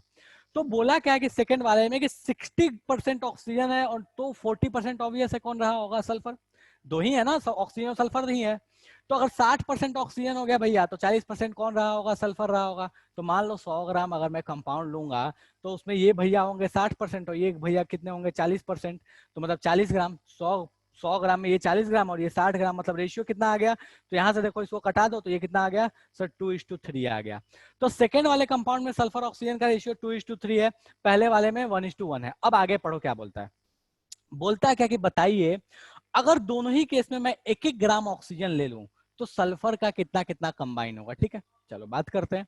तो अगर मैं मान लो इसमें 1 ग्राम ऑक्सीजन लूंगा, तो मेरे पास बोला है कि सल्फर वर्सेस ऑक्सीजन का रेशियो है 1:1, और मान लो यहाँ 1 ग्राम मेरे पास ऑक्सीजन है, तो मैं डायरेक्टली लिख रहा हूँ, यहीं पे मैं सॉल्व कर लेता हूँ बगल में। यहाँ 1:1 मुझे दे दिया ऑक्सीजन का मास 1 ग्राम, मैंने मान लिया उसके लिए सल्फर कितना चाहिए, x चाहिए। तो x 1, देखो सल्फर ऑक्सीजन का रेशियो 1:1 है, ठीक है। सल्फर मान लिया कि मैंने x चाहिए होगा कब, जब ऑक्सीजन 1 ग्राम लिया है तब। तो 1 ग्राम लिया ये ऑक्सीजन, तो ऑक्सीजन की जगह पे 1 रख लिया, सल्फर की जगह x रख लिया, तो यहाँ x की वैल्यू कितनी आ गई, 1 ग्राम। मतलब क्या है कि 1 ग्राम ऑक्सीजन के लिए अपने को 1 ग्राम सल्फर लेना पड़ेगा इस केस में। इस केस में चेक करते हैं कि 1 ग्राम ऑक्सीजन के लिए कितना ग्राम सल्फर लेना है, ठीक है। तो यहाँ पे मैं लिख ले रहा हूँ फटाफट, ये दिख रहा है आई गेस, चलो इसको मैं थोड़ा सा इधर करता हूँ, ठीक है। चलो एक मिनट देख लो यार, दिख रहा है नहीं दिख रहा है, हाँ दिख तो रहा है, यहाँ पे कोई समस्या नहीं है, ठीक है। चलो तो ये अपने को दिख रहा है कि सर 2:3 है। अब अपने को बोला है कि ऑक्सीजन 1 ग्राम है, तो बताइए सल्फर इसके लिए कितना लेना पड़ेगा। तो मैं सल्फर मान लिया यहाँ y ले लेता हूँ, और ऑक्सीजन मेरे पास कितना ग्राम ले लिया है, 1 ग्राम लिया। तो 1 ग्राम के लिए इसको इधर भेज दिया, तो अपने को दिख रहा है कि y की जो वैल्यू आ रही है वो कितने आ रही है, 2/3 ग्राम। मतलब क्या हुआ कि 1 ग्राम के लिए भाई साहब, ये 1 ग्राम ऑक्सीजन के लिए ये सल्फर 1 ग्राम चाहिए, लेकिन इस केस में 1 ग्राम ऑक्सीजन के लिए 2/3 ग्राम सल्फर चाहिए। अब पूछा क्या है कि दोनों में सल्फर का रेशियो कितना होगा, तो दोनों में सल्फर का रेशियो निकाल लो। तो दोनों में सल्फर का रेशियो क्या होगा, x/y ले लेते हैं, तो x/y का मतलब क्या, 1/2/3। ये कितना आ गया, 3/2। 3/2 कौन सा ऑप्शन है, option number D is the correct option. चलेगा। तो ये है आपका एक एप्लीकेशन जो बहुत अच्छा क्वेश्चन इस पे बनता है, उसमें से ये एक क्वेश्चन है, ठीक है। और भी बहुत सारे क्वेश्चंस बनते हैं, बट ये one of the best question है जो इस कॉन्सेप्ट पे बनता है, लॉ ऑफ मल्टीपल प्रोपोर्शन का यूज करते हुए बनता है। दोनों चीजें ऑब्वियस है इसमें यूज की करनी पड़ी थी, दैट इज लॉ, पहला जो हमने लॉ पढ़ा था दैट इज अभी जस्ट इससे पहले जो पढ़ा था डेफिनेट प्रोपोर्शन, वो यहाँ पे लगाया था, और मल्टीपल प्रोपोर्शन यहाँ पे दिख रहा है अपने को, ठीक है। नहीं भी लॉ पता था तो भी ये क्वेश्चन सॉल्व कर सकते थे, कोई बड़ी चीज नहीं थी। अपने को बस दोनों के लिए अलग अलग मास ऑफ सल्फर कैलकुलेट करना था और दोनों को रेशियो ले लेना था। हाँ जी, इस पूरे कहानी में कोई ऐसा है जिसको समस्या है कि सर खोपड़े ओपड़े में नहीं गया हमारे, तो ये तो नो बॉल बाउंसर जा चुका था। हाँ जी, चलो ज्योति बोलिए सर एक बार फिर से रिपीट कर दो, ठीक है बेटा मैं फिर से रिपीट कर रहा हूँ। सल्फर ऑक्सीजन मिलकर 2 कंपाउंड बनाया, कंपाउंड 1 कंपाउंड 2। क्वेश्चन दिया था कि कंपाउंड 1 जो है उसमें 50% सल्फर है, 50% ऑक्सीजन है बाई मास। तो मैं डेफिनेट प्रोपोर्शन लगा रहा हूँ सल्फर वर्सेज ऑक्सीजन। मान लिया कि 100 ग्राम कंपाउंड था, तो 50 ग्राम सल्फर होगा तो 50 ग्राम ऑक्सीजन होगा, तो 50/50 लिख लिया, तो 1:1 रेशियो आ गया, ठीक है। सेम कहानी यहाँ लगाया कि अगर मेरे पास 60% ऑक्सीजन था तो 40% कौन रहा होगा, सल्फर। तो 40/60 कर लिया तो 2/3 आ गया। तो सल्फर ऑक्सीजन का रेशियो 2/3 आया, यहाँ पे क्या आया, 1:1 आया। अब बोलता क्या कि दोनों केस में 1-1 ग्राम, अगर मैं 1-1 ग्राम अगर ऑक्सीजन लूंगा तो बताओ सल्फर जितना जितना यूज होगा उसका रेशियो बताओ। क्वेश्चन समझ लो पहले, सल्फर जो यूज होगा उसका रेशियो बताओ। मान लिया कि इसमें 1 ग्राम ऑक्सीजन के लिए मुझे नहीं पता, मैंने x ग्राम मुझे सल्फर चाहिए, तो 1:1 ऑक्सीजन की जगह पहले लिख दिया 1 ग्राम, सल्फर की जगह मैंने क्या लिख लिया, x ग्राम लिख लिया। तो x ग्राम की वैल्यू कितनी आ गई, 1 ग्राम। मतलब 1 ग्राम ऑक्सीजन के लिए 1 ग्राम सल्फर चाहिए। यहां बात करते हैं, तो अपने पास सल्फर ऑक्सीजन का रेशियो मास का कितना है, 2/3, ठीक है। मैंने मान लिया कि मेरे पास सल्फर जो चाहिए वो y ग्राम चाहिए, और ऑक्सीजन कितना दिया है, 1 ग्राम दिया है। तो y की वैल्यू कितनी आ गई, 2/3 ग्राम। मतलब क्या हुआ कि 1 ग्राम ऑक्सीजन के लिए सल्फर कितना चाहिए, 2/3 ग्राम चाहिए। यहाँ 1 ग्राम चाहिए सल्फर, यहाँ 2/3 ग्राम चाहिए। बोला है कि दोनों में जितना जितना सल्फर चाहिए उसका रेशियो बताओ, x/y 1/2/3, ठीक है। यहाँ 1 आया था, यहाँ 2/3 आया था, दोनों का रेशियो ले लिया, दैट इज 3/2। तो अपने पास जो सल्फर का मास का रेशियो आएगा दैट इज 3/2। चलेगा, चलेगा बेटा। यहां तक कोई ऐसा है जिसको समस्या, कोई कोई बच्चा बोला था सर इसका एप्लीकेशन बता दो, ठीक है। और देखो इसको डायरेक्टली मैं अगर चाहता तो ऐसे कर सकता था, आप भी मतलब जब क्वेश्चन सॉल्व करने लगेगा तो ऐसे कर लीजिएगा बहुत आसानी से। देखो ये 2 कंपाउंड कौन है, तो अपने को दोनों कंपाउंड दिखता है। कोई बता सकता है क्या ये दोनों कंपाउंड कौन है, फटाफट बताओ कि सर ये दोनों कंपाउंड कौन से हैं, जल्दी जल्दी बताओ मुझे ये दोनों कंपाउंड कौन से हैं।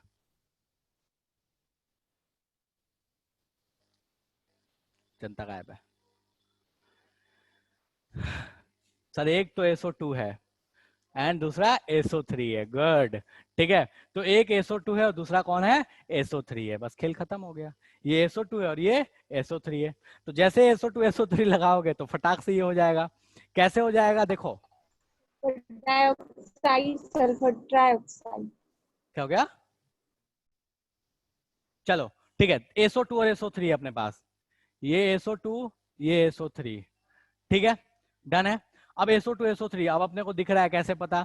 अपने को बोला है 1 ग्राम ऑक्सीजन के लिए, यहाँ भी 1 ग्राम ऑक्सीजन के लिए लॉ ऑफ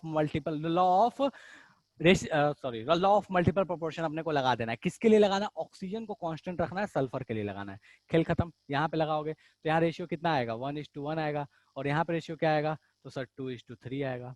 हो गया, सॉरी 2:3 नहीं आएगा, 2 ये हो गया, मैं लिख देता हूँ। ऑक्सीजन सल्फर का मास कितना होगा? 32, ऑक्सीजन का मास कितना हो गया? 16 × 3, देखो तो कितना, हाँ 2:3 आएगा। ठीक है यार, ओके। तो यहाँ पे 1:1, यहाँ पे 2:3 अपने को दिख रहा है, काम खत्म हो गया। इसको इन्वर्स कर दिया, क्यों? क्योंकि ऑक्सीजन के लिए पूछा था, ना कि सल्फर के लिए पूछा था। तो ऐसे भी दिमाग आप लगा सकते थे, ठीक है। चलो, हाँ इस क्वेश्चन में ये भी पूछ सकता था कि बताइए इस कंपाउंड कौन से कंपाउंड है, तो आप ये कंपाउंड भी फॉर्म कर सकते हैं उससे, फॉर्मूले से, जो इक्वेशन दिया उस इक्वेशन से, ठीक है। तो यहां तक कहानी थी आपके लॉ ऑफ मल्टीपल प्रोपोर्शन की। नेक्स्ट पे आते हैं, ठीक है, लॉ ऑफ रेसिप्रोकल प्रोपोर्शन, ठीक है। लॉ ऑफ रेसिप्रोकल प्रोपोर्शन की जहां तक बात है, तो मैं उसको ज्यादा डिटेल्स में डिस्कस नहीं कर रहा, क्योंकि टाइम ज्यादा अपने पास है नहीं। आपका 1 घंटा का ही क्लास अपन रखते हैं, ज्यादा लंबा नहीं रख रहे हैं, ठीक है। तो मैं आपको तीनों लॉ आपको दिखा देता हूँ, जिनका इनका छूट गया है। तो अगर आप चाहो तो आप यहाँ से एकदम बिल्कुल स्टेटमेंट वाइज जो आपको बुक्स में मिलते हैं वो स्टेटमेंट्स आपको दिखा दे रहा हूँ, आप चाहो तो वहां से भी नोट डाउन कर सकते हैं। बट कोई मतलब नहीं बनता ज्यादा, लेकिन कुछ लोग परेशान हो जाते हैं कि सर हमको स्टेटमेंट ही चाहिए, तो मैं आपको एक बार स्टेटमेंट नोट्स दिखाता के हूँ, लिए क्या करें? ठीक है। तो मैं एक बार आपको स्टेटमेंट दिखा देता हूँ। आप अगर आप यहाँ से स्टेटमेंट नोट करना चाहते हो तो आप स्टेटमेंट नोट कर सकते हैं। हालांकि मैंने आपको सिंपल है, वो कहते हैं ना कि आसान भाषा में, देखिए ना 3 इडियट बोलता है आसान भाषा में, तो आसान भाषा में मैंने आपको समझा दिया है, ठीक है।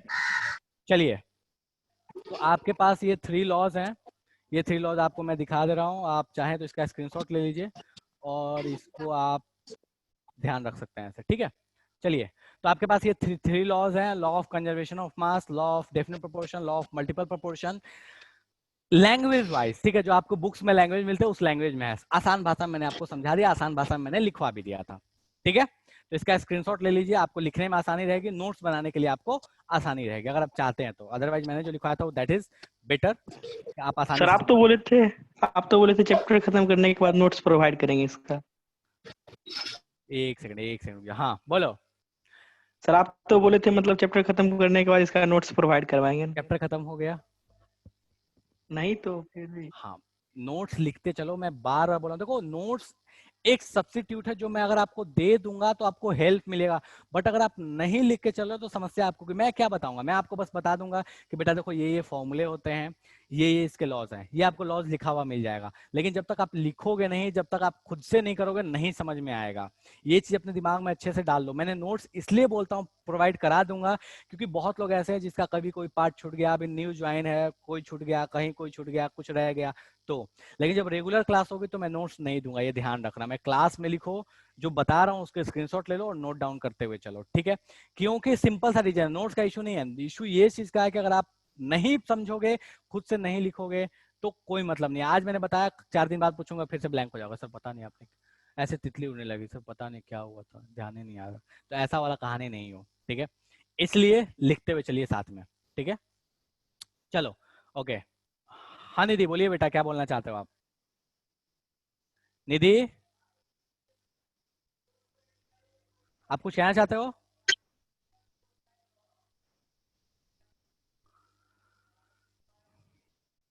चलो, ठीक है, ओके। ये है लॉ ऑफ रेसिप्रोकल प्रोपोर्शन, इसको लिख लीजिए, स्क्रीनशॉट ले लीजिए, ठीक है।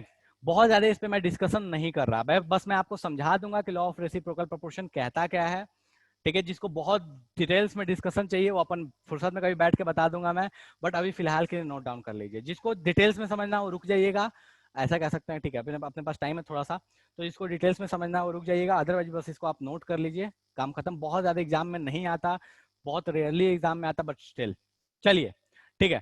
तो इसको आइए सबने नोट डाउन कर लिया, स्क्रीनशॉट ले लिया, आप लिख लीजिएगा। तो आपको चारों लॉज मैंने बता दिए हैं, तीनों आपको समझा दिया, इसको भी मैं आपको एक बार समझा देता हूँ, इसको मैं हटा देता हूँ। चलो मैं लाइन हटाओ समझाइए, हटा ही दो, ठीक है। तो ये लॉ कहता क्या है समझ लो, मतलब ऐसे सिंपल लैंग्वेज में कहता क्या है कि अगर आपके पास 3 एलिमेंट्स जो हैं वो कंपाउंड बनाते हैं, ठीक है, 3 एलिमेंट्स यहाँ यूज किया, पहले 2 एलिमेंट्स के बारे में था, अब यहाँ कहानी 3 एलिमेंट्स के बारे में। तो बोलता क्या है कि अगर आपके पास 3 एलिमेंट्स मिलके कोई कोई कंपाउंड बनाते हैं तो होता ये है कि अगर 2 एलिमेंट मिलके जो कंपाउंड बनाया, ठीक है, तो 2 एलिमेंट मिलके कंपाउंड ए बनाया, 2 एलिमेंट मिलके कंपाउंड बी बनाया, ठीक है, और उन दोनों में से एक जो एलिमेंट है कॉमन एलिमेंट, उससे वो क्या किया, वो कंबाइन हो गया एलिमेंट नंबर सी से और एक अलग कंपाउंड बनाया। तो कहता ये है कि उन दोनों में जो आपने एक कॉमन एलिमेंट रखा था उनका जो रेशियो होगा वो तीसरे वाला जो कंबाइन हुआ उसके रेशियो के साथ वो क्या होगा, या तो डायरेक्ट रेशियो होगा या उसके रेसिप्रोकल में होगा, या ऐसे बोलो कि इनवर्स में होगा। इसको लॉ ऑफ रेसिप्रोकल भी बोलते हैं, लॉ ऑफ इनवर्स भी बोलते हैं। तो दोनों चीज आप ध्यान रखिएगा, रेसिप्रोकल प्रोपोर्शन या इनवर्स प्रोपोर्शन कहानी बिल्कुल सेम है, ठीक है। तो यही लॉ ये बोलता है। तो आप स्टेटमेंट सिंपली ध्यान रखिए कि 3 एलिमेंट है, ठीक है, 3 एलिमेंट हैं, 3 एलिमेंट कंबाइन होते हैं, अब 2 कंपाउंड बनाते हैं। अब उन दोनों के साथ क्या है कि तीसरा वाला जो एलिमेंट है वो दोनों में से किसी एक कॉमन एलिमेंट के साथ ये तीसरा वाला भी कंबाइन होकर कोई कंपाउंड बनाता है। तो कहानी ऐसी है कि उन दोनों में जो मास का रेशियो होगा वो मास के रेशियो के साथ ये जो तीसरा वाले में कॉम्बिनेशन होगा वो या तो डायरेक्ट होगा या इनवर्स होगा। यही कहानी है आपकी लॉ ऑफ रेसिप्रोकल प्रोपोर्शन की। Sir please give example. ठीक है, मैं एग्जांपल देता हूं, बट हाँ ये थोड़ा सा हो सकता है ऊपर से चला जाए, तो थोड़ा सा मैं वेट करता हूँ। आज की सभा समाप्त है, जिसको समझना है वो रुक जाओ, जिसको नहीं समझना बस यही एक्सप्लेन करूंगा, जिसको नहीं समझना वो जा सकते हो। ठीक है, मैंने लॉ आपको लिखा दिया, आप नोट डाउन कर लीजिए। हो सकता है ये थोड़ा मतलब ऊपर से जा सकता है, नॉर्मली आपके एनसीईआरटी सिलेबस में है भी नहीं और जेई वाले भी बहुत कम पूछते हैं। एडवांस में क्वेश्चंस आए हैं इसके, इसलिए लॉ पढ़ना जरूरी है। तो जिसको इंटरेस्ट है कि हाँ जानना है सर वो रुक जाइए, 1 मिनट का मैं टाइम ले लेता हूँ। ठीक है, तो आप जिसको इंटरेस्ट है वो रुक जाइए, जिसको इंटरेस्ट नहीं वो जा सकता है। ठीक है, मैं 1 मिनट का टाइम दे रहा हूँ, जिसको इंटरेस्ट है रुक जाए।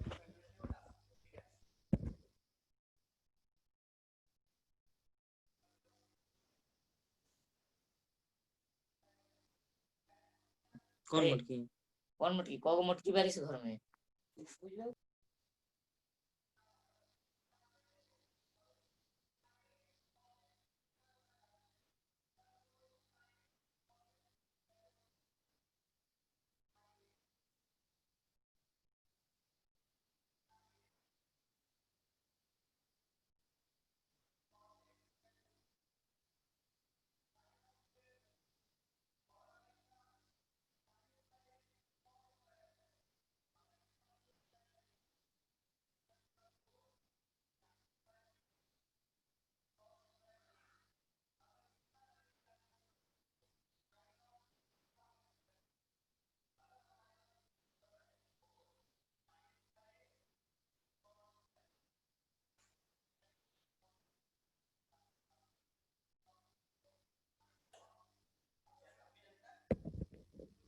चलो ठीक है, तो काफी जनता है मतलब सबको इंटरेस्ट है जानने का, चलो अच्छी चीज है।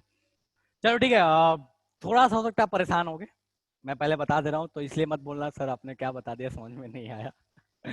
चलो ठीक है, बात करते हैं। ऐसा भी नहीं है यार, कोई टफ चीज नहीं है, बट हो सकता है कि थोड़ा सा अजीब लगे क्योंकि आप ये लॉ कभी पढ़े नहीं है, कभी सुने नहीं है। ठीक है, चलो ओके। आर्यन बोला सर इस टॉपिक के बाद थोड़ा बताइएगा कि कौन कौन से टॉपिक डिस्कस हो गए हैं अभी तक स्टार्टिंग के कुछ लेक्चर्स में। ठीक है, ओके ओके। तान्या बोले सर एक एग्जांपल देके समझाओ आप मेरे को। ठीक है, ओके। बात करते हैं इस लॉ पे। देखो ये लॉ कैसे है और इसका एप्लीकेशन कैसे। मैं 3 एलिमेंट कोई भी ले लेता हूँ, ठीक है, थोड़े जाने पहचाने जिसके कंपाउंड आसानी से बना सकते हैं अपन वो एलिमेंट ले लेते हैं। तो मैं ले रहा हूँ हाइड्रोजन, ऑक्सीजन और कार्बन। ये 3 एलिमेंट ले लिया मैंने, हाइड्रोजन, ऑक्सीजन और कार्बन। ठीक है, अब बोलता क्या है कि 2 का जो कॉम्बिनेशन में जो रेशियो आएगा उसको तीसरे के साथ कंपैरिजन करना है। ठीक है, बड़ा अजीब सी कहानी है, तो बात करते हैं। ठीक है, सबके पहले एक काम करते हैं कि इन दोनों का कंपाउंड बनाते हैं। ठीक है, इन दोनों का कंपाउंड बनाते हैं। तो मान लो ये ए है, ये बी है और ये सी है, तो सी तो कार्बन ही हो चुका है। ठीक है, चलो तो ए बी जब कंबाइन होगा तो क्या देगा, तो ए बी जब कंबाइन हो रहा है तो अपने को मिल रहा है H2O। ठीक है, ए बी कंबाइन हो रहा है तो H2O, AC कंबाइन हो रहा है तो मिल रहा है CH4। ठीक है, और BC जब कंबाइन हो रहा है तो अपने को मिल रहा है CO2। ठीक है, अपन आइडियल वैलेंसी मान के चलते हैं, दैट इज 1 2 और 4।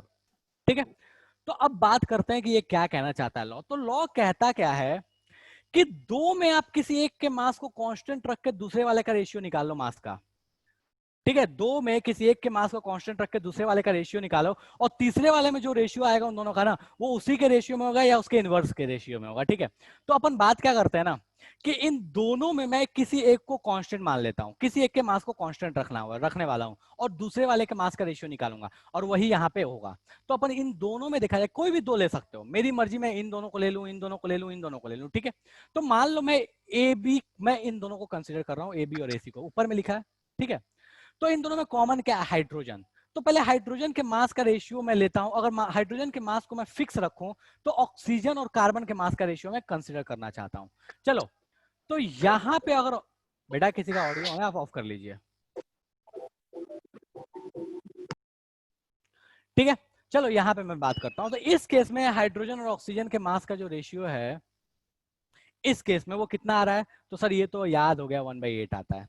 2/16 दैट इज 1/8। ठीक है, इसमें बात करें अगर, तो इस वाले केस में तो कार्बन और हाइड्रोजन, चलो हाइड्रोजन वर्सेस कार्बन का मास का रेशियो लेते हैं। तो हाइड्रोजन वर्सेस कार्बन का रेशियो कितना आ रहा है? तो 1:2 कितना आ रहा है?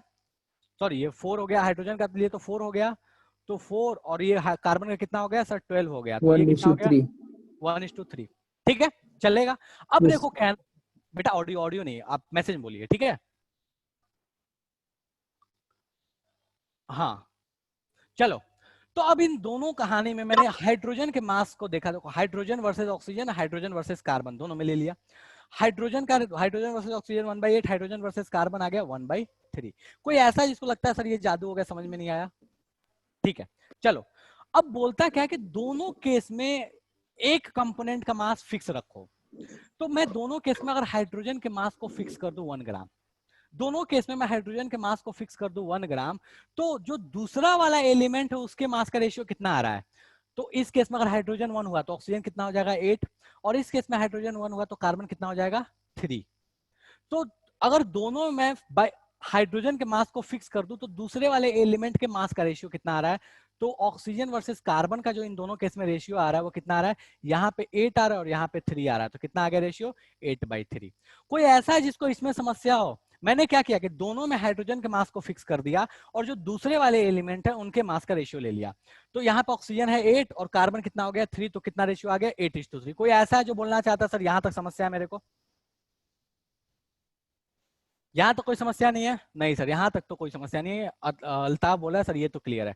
अब यहाँ निकालो कार्बन और ऑक्सीजन के मास का रेशियो। ठीक है, तो यहाँ जैसे कार्बन ऑक्सीजन के मास का रेशियो निकाले C वर्सेस O, तो कार्बन कितना है? 12, ऑक्सीजन कितना है सर? 32, दो ऑक्सीजन है 32, तो ये रेशियो कितना आ जाएगा बेटा? इसको कैलकुलेट कीजिए। तो ये हो गया, आप इसको डिवाइड कर लीजिए, 8 से डिवाइड कर लीजिए। ठीक है, सॉरी 4 से डिवाइड कीजिए, तो 4 से 3 और 4 से 8, तो ये रेशियो कितना आ गया? 3/8। देखो, अब ये देखो, दोनों एक दूसरे से क्या है? इनवर्स हैं। That is 3/8, that is 8/3। तो यही कहना चाहता है लॉ ऑफ रेसिप्रोकल प्रोपोर्शन कि अगर कोई भी दो एलिमेंट कंबाइन होके देखो कोई भी 3 एलिमेंट ले लिया, उसमें से दो जो है वो कंबाइन, ये दोनों कंबाइन होके ये दे दिया, ये दोनों कंबाइन होके ये दे दिया। ठीक है, तो बोलता क्या है कि उन दोनों में जो कॉमन रखा था उस कॉमन वाले के मास को फिक्स रखो, दूसरे वाले के जो मास का रेशियो आएगा वो तीसरे वाले का जो कंपाउंड बना है उसके रेशियो के बराबर या उसके इनवर्स में होगा। ठीक है, तो इन दोनों में जो मास, हाइड्रोजन के मास को 1 1 रख लिया तो कार्बन 3 और ऑक्सीजन 8 मिल गया। तो यहाँ पे ऑक्सीजन वर्सेस कार्बन का रेशियो हो गया 8:3। कब? जब हाइड्रोजन कंबाइन हुआ एक बार ऑक्सीजन से, देखो ऐसा इसके साथ कंबाइन हुआ, इसके साथ कंबाइन हुआ, तो इस केस के लिए मैंने ऑक्सीजन और कार्बन के मास का रेशियो निकाल लिया।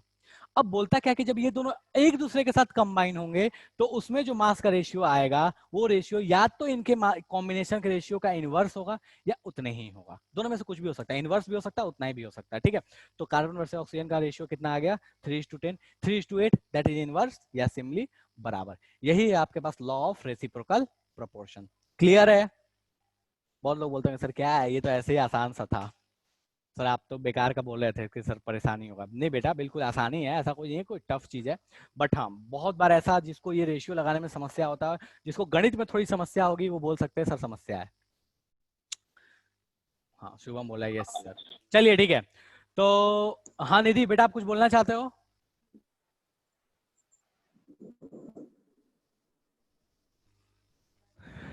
कोई कुछ बोलना चाहता है कि सर ये कोई चीज खोपड़े में नहीं गई, इसका स्क्रीनशॉट लेना चाहता हूँ, तो ये कभी भी एप्लीकेबल। अच्छा, एक बात हमेशा ध्यान रखना जो मैं बोल रहा हूँ, कभी ये मत बोलना कि सर कार्बन ऑक्सीजन आप कैसे CO2 ले लिए, मेरा मन करे CO लेंगे और CO लेंगे तो ये आएगा, नहीं आएगा।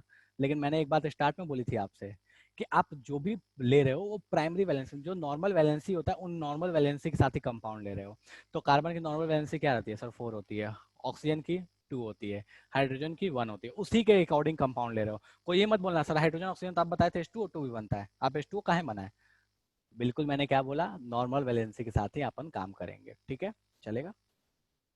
और अगर आप वैलेंसी बदलते हो तो सारे के लिए बदलना, ये भी कर सकते हो, बदल सकते हो, बट सारे के लिए बदलना, ठीक है। फिर से समझा दीजिए, ठीक है बेटा, मैं फिर से एक बार समझा रहा हूँ। हाइड्रोजन ऑक्सीजन से भी कंबाइन हुआ, कार्बन से भी कंबाइन हुआ, ऐसे समझ लो 1 ग्राम हाइड्रोजन के लिए कितना ग्राम ऑक्सीजन चाहिए, कितना ग्राम कार्बन चाहिए, उसका रेशियो लेना है मेरे को। 1 ग्राम हाइड्रोजन ऑक्सीजन से कंबाइन हो, 1 ग्राम हाइड्रोजन कार्बन से कंबाइन हो। तो अगर मैं बात करूं तो यहाँ पे हाइड्रोजन ऑक्सीजन से कंबाइन होता है तो H2O बनता है, तो H2O में हाइड्रोजन ऑक्सीजन का मास का रेशियो होता है 1:8। मतलब 1 ग्राम हाइड्रोजन के लिए 8 ग्राम ऑक्सीजन चाहिए। CH4 में 1 ग्राम हाइड्रोजन के लिए 3 ग्राम कार्बन चाहिए।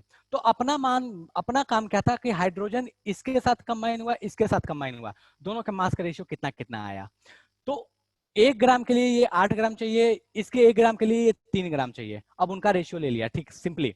तो ऑक्सीजन वर्सेस कार्बन का रेशियो कितना आ गया? 8:3, 1 ग्राम हाइड्रोजन के लिए। अब इन दोनों को मैं डायरेक्टली कंबाइन कर दूंगा तो उसमें जो दोनों के मास का रेशियो आएगा वो या तो इतना ही आएगा या इसके इनवर्स आएगा, ठीक है। तो देख रहे हैं डायरेक्टली कि अपने पास क्या आ रहा है, 3:8 आ रहा है, मतलब इसका इनवर्स आ रहा है। यही बोलता है लॉ ऑफ रेसिप्रोकल प्रोपोर्शन। एक के मास को फिक्स रखो, दोनों के साथ कंपाउंड बना लो, उन दोनों का जो इंडिविजुअल एलिमेंट का मास का रेशियो है वो दोनों अगर अकेले कंबाइन होते तो उनके मास के रेशियो के बराबर आता। यही कहानी है लॉ ऑफ रेसिप्रोकल प्रोपोर्शन, चलेगा। कोई ऐसा है जो बोलना चाहता है सर ये जादू हो गया अब? चलो ठीक है, ओके। सुरभि क्लियर है बेटा?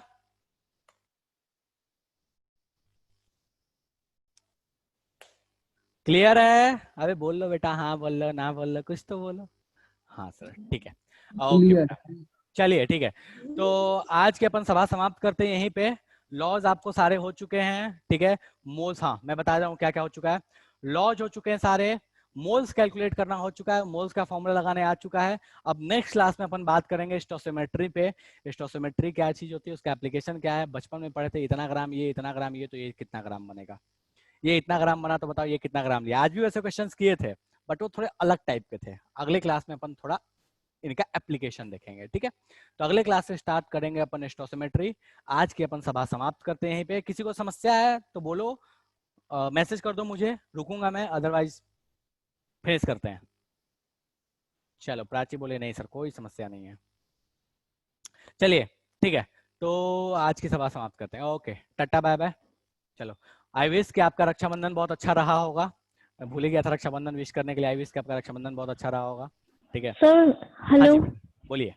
सर वो मोल कंसेप्ट से 1/n वाला जो कंसेप्ट था वो एक बार फिर से समझा देंगे? अच्छा, AMU = 1/n जो आया था वो कहना चाहते हो बेटा? यस सर AMU वही वाला। कौन बोल रहे हो आप बेटा? जो भी सर क्वेश्चन पूछ रहे हैं एक बार नाम बता दिया करो मेरे को। सर सान्या, सान्या। ठीक है।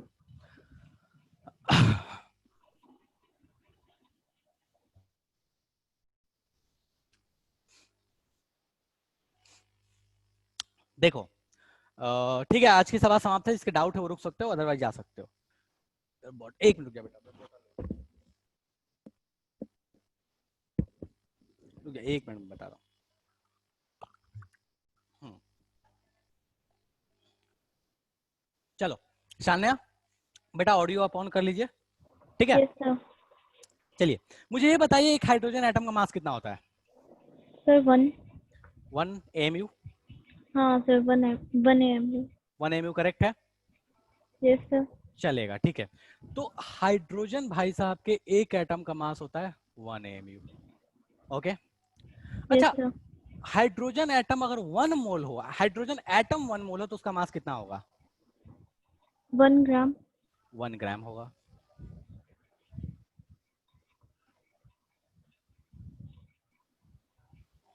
ठीक है। अच्छा 1 ग्राम में नंबर ऑफ हाइड्रोजन एटम कितने होते हैं बेटा? तो 1 1 या Na? 1 ग्राम में number Okay. Of hydrogen atom कितने होंगे? Na एटम्स होंगे ना? Yes sir. ठीक है, तो Na एटम्स का मास कितना हो गया बेटा? 1 ग्राम। मैं लिख लूं, चलेगा? Yes sir. ठीक है। अच्छा Na एटम का मास अगर मेरे पास 1 ग्राम है तो एक एटम का मास कितना होगा? सर हो गया 1 बाई एम Na ग्राम। और एक एटम का मास 1 बाई Na ग्राम बोलो या 1 AMU बोलो, मतलब क्या हुआ? 1 AMU इक्वल्स टू क्या हो गया? 1 बाई Na ग्राम। चलेगा? Yes sir. ठीक है, ओके। Thank you sir. ठीक है, और किसी को कोई समस्या है भैया? और किसी को कोई समस्या है? लुट गए, बर्बाद हो गए रक्षाबंधन में। अरे आर्यन बोला सर लुट गए। अरे भाई देखो, जब बहन को दिए हो ना तो बर्बाद नहीं हो सकते हो, ठीक है? वो किसी ना किसी तरीके से ना, वो तुमने अगर 500 लूज किए तो वो किसी तरीके से तुम्हारे पास 5000 बन के आएगा। हाँ, जरूरी नहीं कि हमेशा पैसा बन के आए, वो अलग अलग तरीके आए, अलग अलग तरीके से आएगा, अलग अलग फॉर्म में आएगा। कभी वो थोड़ा सा प्यार के फॉर्म में आता है, कभी थोड़ा झगड़े के फॉर्म में आता है, कभी बचाने के फॉर्म में आता है, कभी डांट भी खिलाने के फॉर्म में आता है, ठीक है? बट हाँ, अल्टीमेट प्रॉफिट होता है यार, ये मेरा अपना कैलकुलेशन बोलता है कि अल्टीमेट प्रॉफिट होता है, मतलब बहनों को देना अल्टीमेटली प्रॉफिट ही होता है, ठीक है? बहुत सारे काम निकलवा लेते हैं यार हम लोग, बहुत गंदे लोग होते हैं हम लोग, सच में। मतलब ये हमें लगता है ऐसा, बट सच में मतलब हम बहुत सारे काम नहीं, मैं तो करवा लेता हूँ यार, मैं अपने केस में तो बता रहा हूँ, ठीक है? मेरे साथ ऐसा है कि मेरी बहन परेशान, छोटी है, मतलब कजन है मेरी, अपनी सिस्टर तो नहीं है, तो कजन है वो, बट शुरू से सब साथ ही रहे हैं, तो मतलब पता नहीं चलता ऐसा कुछ। वो एकदम बिल्कुल इस टाइप की है, मतलब बेचारे सब सही में बहुत सारे काम करवा लेता हूँ मैं, मेरे बहुत सारे काम कर देती है वो तो। चलो ठीक है, ओके। मतलब ऐसा है कि साल में 364 दिन अपना फायदा होता है, एक दिन उसका फायदा, एक दिन नहीं, कभी कभी ज्यादा भी होता है, ऐसा नहीं है। वो कभी कभी मुझे लूट भी लेती है मौका पाते ही, कभी गलती से चले गए मार्केट चले गए, कभी मतलब कहीं मॉल वगैरह कोई दुकान वुकान पे चले गए, तो बस ऐसा नहीं है कि बोलती है कि मुझे ये लेना है, वो ऐसे बोलेगी भैया ये वाला अच्छा लग रहा है क्या, तो बस समझ लो कि लेना है और तो कुछ करना नहीं है, ठीक है? नहीं लेना नहीं, बस ऐसे पूछ रही हूँ अच्छा लगेगा क्या, बस हो गया, छोटी है।